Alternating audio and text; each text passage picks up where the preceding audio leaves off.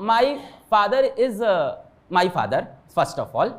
सो जैसे भी हैं मेरे बाप हैं। सबसे पापा कहे अरे तुम्हारा माथा खराब, किसी तरह से तुम गड्ढे से निकले थे, अब तुम फिर कूद रहे हो, अब हम समाज में क्या जवाब देंगे। कोई भी चीज आप जीवन में उसको अपना 4 वर्ष दे दो और सब त्याग के, दुनियादारी, प्यार, मोहब्बत, ऐशो आराम सब त्याग के एक नकली जिंदगी जीनी पड़ रही है समाज के सामने, अपने बेटे के सामने। उनको लगता था मेरा बेटा ये सब ना सहे जीवन। हमारे पिताजी तो my father is my father first of all.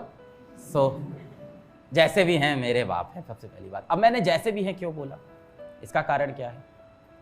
बहुत कुछ किया मेरे लिए। वही ना, कहानी डीप होती है, ऊपर से नहीं देख सकते। बहुत कुछ किया मेरे लिए, पर जिस वक्त मैंने कहा कि मैं कॉलेज छोड़ दूंगा, पिताजी ने मेरे को जो ताने, जो व्यंग दिए, कॉलेज छोड़ दिए अब क्या करोगे, इंजीनियर नहीं बनोगे तो क्या करोगे, फिर बैंक से लोन क्यों लिया था, बाकी लोग को उधार कैसे चुकाएंगे, तुम्हारा तो कुछ नहीं हो पाएगा, ऐसे पागलों जैसी हरकत क्यों करते हो, ये छोटी सी कोचिंग में पढ़ा के क्या कर लोगे जीवन में। फिर पैसे आने लगे, तो घर में इन्वर्टर लगवा दिया, फिर उसी हफ्ते वॉशिंग मशीन ले आया। इन्वर्टर से सबका चेहरा इसे खिला हमारे घर में। हमारे घर में इन्वर्टर नहीं था बचपन से, तो इन्वर्टर देख के सोया इन्वर्टर, बिजली आएगी। अब इलाहाबाद में बिजली की दिक्कत बहुत होती थी, अभी भी है क्या? यहाँ तो अरे मैंने लोगों को बताया कि हमारे यहाँ तो फिक्स था कि 10 से 2 लाइट जाती, लोग मान ही नहीं रहे थे। कह रहे फिक्स था, हमने कहा हाँ हमने एक्सेप्ट कर लिया था, ये तो फिक्स था 10 से 2 लाइट नहीं आएगी। हम लोगों को चिंता होती थी जब 2:30 पे नहीं आती थी, तब लगता था कुछ गलत हो गया आज। और अगर 10:30 तक लाइट नहीं कटी तो परेशान हो जाते थे, आज कटी क्यों नहीं बिजली। हाँ सारे काम निपटा लो 10 बजे तक, ये होता था। तो इन्वर्टर देख के सब खुश हो गए। अगले दिन, उसी हफ्ते हम वॉशिंग मशीन खरीद लाए। अच्छा, हम बहुत अच्छे डिसीजन नहीं लेते खरीदते वक्त, इधर उधर देखे, हम जाते दुकान में खरीद लेते हैं कि ये चाहिए ले लेते हैं, क्या मतलब 2-3 हज़ार रुपये, हम क्या मोल भाव, थोड़ा सा इस तरह की मेरी बेवकूफ़ियाँ हैं, अच्छी बात नहीं। ले आए, उससे और खुश हो गए घर वाले, घर में खुशियाँ आ गई। 1 साल के अंदर एक बाइक ले लिए, पिताजी बहुत ही खुश हो गए। बाइक आने में 1 साल नहीं, मतलब वहाँ से 3 साल लगा, 3 साल में बाइक खरीद लिए, तब पिताजी बहुत खुश हो गए। वो कहते थे मतलब उनके लिए बाइक बड़ी चीज़ थी, हमारे परिवार के लिए बाइक खरीद लिया बहुत बड़ी बात है। सब अच्छा हो गया, पिताजी सबको बताने लगे अलग नहीं कर लिया, और हर जगह गुणगान करने लगे अलग कितना कमा। अच्छा, पिताजी की एक दिक्कत और होती है, आप 100 रुपये कमाओगे तो फ़ोन पे वो 400 बताते हैं हमेशा।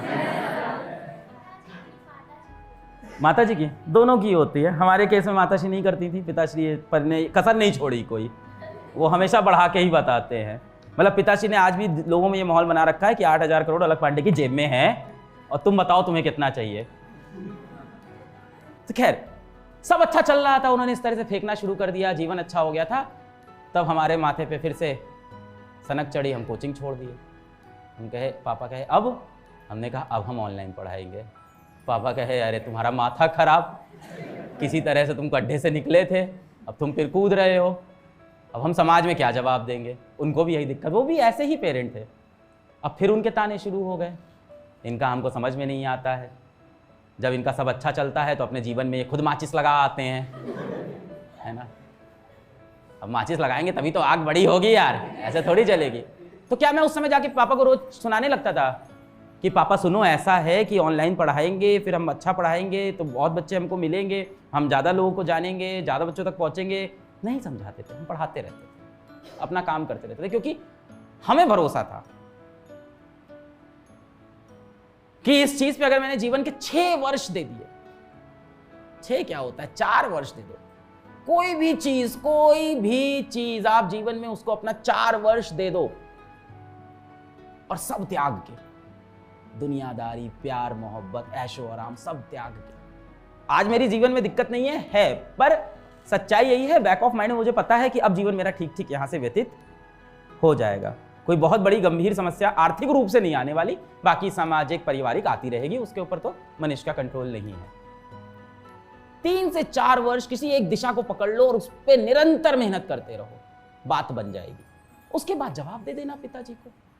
मैं तो बहुत सोच रहा था इनको बताऊंगा एक दिन, ये जो इतना बोल रहे हैं, एक दिन कुछ बन गया तो इनको बताऊंगा, एक दिन कुछ कर ले गया तो इनको बताऊंगा। कुछ नहीं बताया यार, आज तक कभी नहीं बताया। और आज भी घर वालों की सेवा कोई बाहर का व्यक्ति मेरे को आके बोल देता है, कोई कज़न बुआ भी, मैं कोई कज़न चाचा भी कुछ बोल देता है, मैं बोल देता हूँ मेरे पिताजी हैं, आप तमीज़ में रहिए, उनके विषय में आप ऐसी बातें मत करिए। बाप बाप होता है, अंत में जगह कोई ले ही नहीं सकता है। मेरे पिताजी, अच्छा बच्चों को मारना नहीं चाहिए, ये शिक्षा मिली ही नहीं मेरे पिताजी को।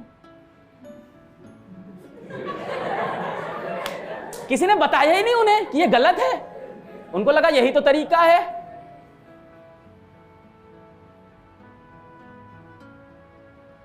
किसी के बच्चों से आपसे मैं पूछूं क्या पिताजी ने आपको मारा है, आप बोलोगे हाँ, मैं बोलूंगा क्यों, तो कह दोगे कि मेरी गलती थी। मेरे पिताजी बिना गलती के भी मारते थे कि तू गलती करेगा भविष्य में, अभी से सुधर जा। रोड बनवाने का काम करते थे, वहां उनको अलग अलग लोगों से डील करना पड़ता था, उस दिमाग के साथ घर में आते थे, मुश्किल से पैसा कमा के कर्ज लेके मुझको पढ़ा रहे थे। उस बीच घर में आके मुझको देखे मैं वीडियो गेम में लगा हुआ हूं, सुबह फाइनल स्टेज मारियो की पार हो जाएगी, पार हो जाए, पाट से पड़ा पीछे से।